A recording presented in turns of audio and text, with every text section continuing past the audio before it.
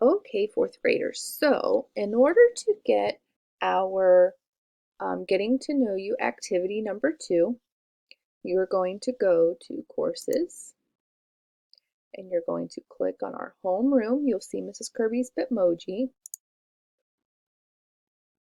And here's our Google Classroom.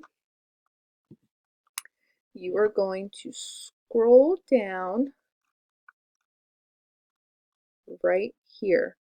Getting to Know You activity number 2. That's one way you can get it. Or if you scroll down to Tuesday, September 1st, and you go into the practice folder, you will see that the Getting to Know You activity is also there. And it says, I want to get to know you. Make a copy of this activity into your Google Drive. So you will click the activity right here. You can see it's a link because it's highlighted and underlined. When I click the link, it brings me to this tab. It says copy document. Would you like to make a copy of day 2 Getting to Know You? You are going to click the blue button that says make a copy.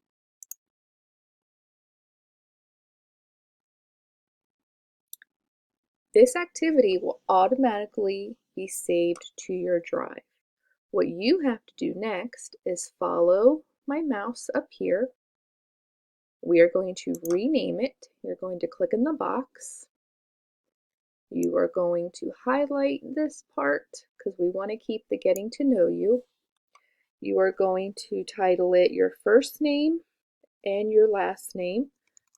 So I'm going to title it Mrs. Kirby, Getting to Know You. And we're going to hit enter. And we have saved it to our drive and renamed it. From here, you are going to fill in each of these boxes. So for example, name, you would put your name. You're going to fill in the rest of the boxes just like that. Over here, you can navigate to the next page. This is another page where you can add in information such as your favorite food, favorite color, favorite holiday.